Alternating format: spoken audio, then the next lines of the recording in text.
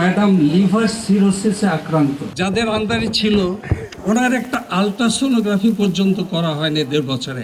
আমাদের আন্ডারও ম্যাডাম যখন ভর্তি ছিলেন তখন আমরাও রিপিটেডলি অনেক ইনভেস্টিগেশন করাতে চেয়েছি, যেটা প্রথম ম্যাডাম রাজি ছিলেন না। ম্যাডাম খালেদা জিয়ার এই ধরনের অবহেলা লিভার ফাংশন দ্রুত অবনতি ঘটিয়ে ওনাকে মৃত্যুর দিকে ঠেলে দিয়েছিল। আমাদের তাকে ভর্তি হওয়ার পরপরই পরীক্ষা নিরীক্ষা করে অত্যন্ত বিস্ময় এবং উদ্বেগের সাথে দেখতে পাই যে ম্যাডাম লিভার সিরোসিসে আক্রান্ত এবং মেডিকেল ইউনিভার্সিটির যে চিকিৎসক দল, সরকার নির্ধারিত চিকিৎসক দল ওনার চিকিৎসা করছিলেন, তারা ওনাকে মিথোট্রেক্সেট নামে একটি ট্যাবলেট খাওয়াচ্ছিলেন, যেটা নির্দেশ দেওয়া ছিল নিয়মিত খাওয়ার জন্য। অর্থাৎ উনি ওই মেডিকেল ইউনিভার্সিটির সরকার নির্ধারিত চিকিৎসকদের অধীনে যতদিন ছিলেন তারা ওই ট্যাবলেটটি ওনাকে খাইয়ে দিয়েছেন। আপনারা জানেন যে ম্যাডাম রিউমাটয়েড আর্থ্রাইটিস নামে একটি রোগে আক্রান্ত ছিলেন এবং রিউমাটয়েড আর্থ্রাইটিসে যারা আক্রান্ত থাকেন তাদেরকে মিথোট্রেক্সেট এই ট্যাবলেটটা দিতে হয়। অর্থাৎ এটা হচ্ছে একটা চিকিৎসার অংশ যে ওটা উনি পাবেন।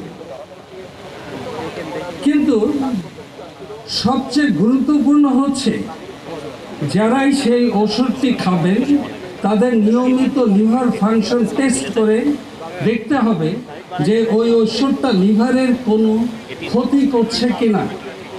যেমন ব্যথার ওষুধ খেলে রিউমাটয়েড আর্থ্রাইটিসে নিয়মিত কিডনি ফাংশন পরীক্ষা করে দেখতে হয় যে ব্যথার ওষুধটা কিডনির ক্ষতি করছে কিনা।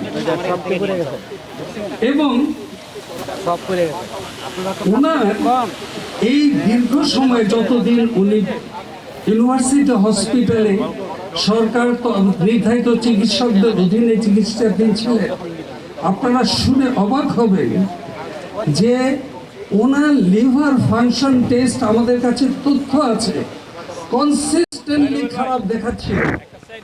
It was showing that her liver is being damaged. কিন্তু একটা আলট্রাসোনোগ্রাফি পর্যন্ত ম্যাডামের করা হয় না। Would you believe a patient like Madam Khaleda Zia, she was admitted in a hospital, university hospital, where she was under care of so-called specialist doctors, যাদের আন্ডারে ছিল ওনার একটা আলট্রাসোনোগ্রাফি পর্যন্ত করা হয়নি 1.5 বছরে। হ্যাঁ, ওনারা বলবেন যে ম্যাডাম ওনার আলট্রাসোনোগ্রাফি করতে ওখানে রাজি হচ্ছিলেন না। আপনাদের সবার তথ্যের জন্য বলতে চাই, আমাদের আন্ডারও ম্যাডাম যখন ভর্তি ছিলেন তখন আমরাও রিপিটেডলি অনেক ইনভেস্টিগেশন করাতে চেয়েছি, যেটা প্রথম ম্যাডাম রাজি ছিলেন না। কিন্তু আমরা কাউন্সিলিং করে এটার গুরুত্ব বুঝিয়ে তারপরে ম্যাডামকে আমরা সেই চিকিৎসা করার জন্য, সেই ইনভেস্টিগেশন করার জন্য রাজি হয়েছি। এমনকি ওই সময় লিভার ফাংশনটা খারাপ দেখার পরে উনি বারবার চেয়েছেন যে ওনার পছন্দের চিকিৎসককে মেডিকেল বোর্ডে অন্তর্ভুক্ত করা হোক। আমি জানি বিএনপির পক্ষ থেকে একজন আইনজীবী কোর্টে রিট করেছিলেন এবং কোর্ট জানতে চেয়েছিল যে ম্যাডাম কি চিকিৎসা ভুগছে। আপনারা সেই ডকুমেন্ট দেখলে দেখতে পাবেন অবাক বিস্ময়ে যে সেই ডকুমেন্টে বঙ্গবন্ধু মেডিকেল ইউনিভার্সিটি, তৎকালীন মেডিকেল ইউনিভার্সিটির যে চিকিৎসকরা কোর্টকে রিপোর্ট দিয়েছিল সেখানে লিভারের রোগের কোনো উল্লেখই ছিল না। অর্থাৎ they were not aware or they hidden the true fact যে ম্যাডাম লিভারের রোগী। অনেকেই প্রশ্ন করেন যে ম্যাডামকে কি স্লো পয়জনিং করা হয়েছিল। আমার as a specialist, as her chief physician, আমার উত্তর হচ্ছে methotrexate was a drug that accelerated her fatty liver disease to cirrhosis of liver. In that context, That drug acted like slow poison. আজ দেশের লক্ষ কোটি মানুষের বুকের ভেতর একটা আফসোস, সারা জীবন গণতন্ত্রের জন্য, মানুষের জন্য, ভোটাধিকারের জন্য সর্বোচ্চ ত্যাগ স্বীকার করা মানুষটি যদি আর কিছুদিন বেঁচে থাকতেন, যদি দেখতে পেতেন মানুষ নির্ভয়ে ভোটাধিকার প্রয়োগ করছে, তাহলে কতই না ভালো লাগতো আমাদের জন্য।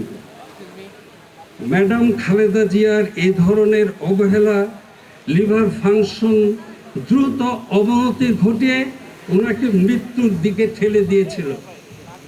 That was A wilful negligence. এটা ইচ্ছাকৃত অবহেলা, এটা একটা অমার্জনীয় অপরাধ। এটা ওনাকে হত্যা করার সুদূর প্রসারী পরিকল্পনার অংশ ছিল কিনা তা খতিয়ে দেখা প্রয়োজন।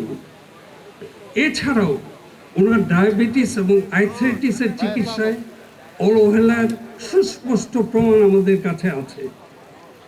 এই বিষয়ে আইনগতভাবে উচ্চ ক্ষমতা সম্পন্ন একটি কমিটির মাধ্যমে ম্যাডামের চিকিৎসাজনিত অবহেলার 3টি বিষয় বিস্তারিত তদন্ত হওয়া প্রয়োজন। নাম্বার 1, সরকার গঠিত মেডিকেল বোর্ডের সদস্য কারা ছিলেন এবং কোন দক্ষতার ভিত্তিতে তারা ম্যাডামের চিকিৎসার দায়িত্ব নিয়ে তাকে মেডিকেল ইউনিভার্সিটিতে চিকিৎসার জন্য রেকমেন্ড করে নিয়ে গিয়েছিলেন, এবং দায়িত্ব পালনের ব্যর্থতা তাদের উপর বর্তায় কিনা। 2 নম্বর, ভর্তিকালীন সময়ে কোন কোন চিকিৎসক ওনার চিকিৎসার সাথে সম্পৃক্ত ছিলেন এবং চিকিৎসায় অবহেলার প্রমাণ পাওয়া যায় কিনা।